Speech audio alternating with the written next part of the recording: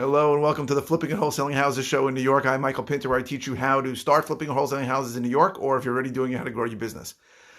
So, got a question. I get this question a lot. What is the best list to use to market to? And you're probably not going to like this answer, but it's really whatever list you use.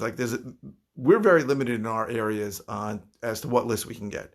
We can't get code enforcement lists. We can't get utility shutoff lists. We can't get off a lot of the lists that people can get in most parts of the country. So I always use broader lists. The list that we can get, like the 4 lists that you get on Listability, are vacant, non-owner occupied, vacant lists. You can get lists of older people that own the property a long time, and you can get lists of people that are having ESI, so having economic stress. There's also divorce list, but it's a small list.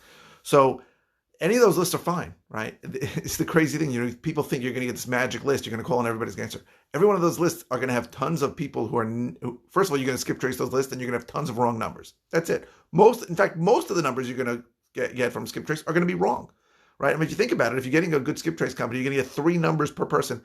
Most people are not, those aren't 3 numbers. 2 of them are probably wrong, right? I mean, one could be a home and one could be a sell, but a lot of them are going to be wrong.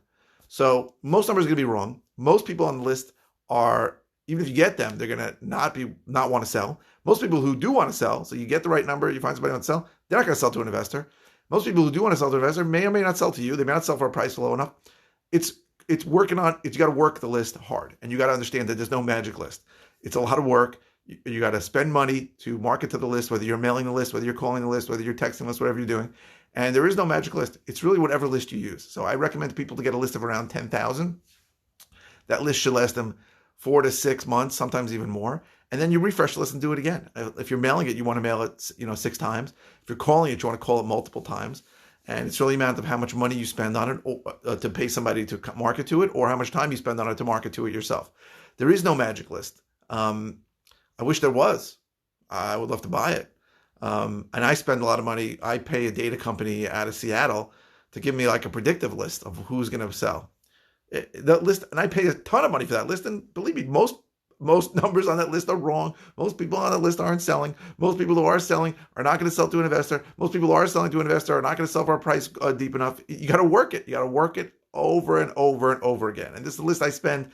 I spend dozens of thousands of dollars on, and there's no magic to it. It's just working the list over and over and over again.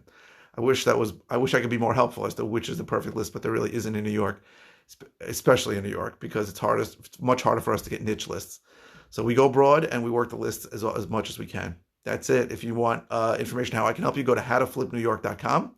If you are watching on YouTube, please subscribe. Please like these videos. Please keep the comments coming with questions. I'm happy to answer any questions that you have. Thank you very, very much for watching.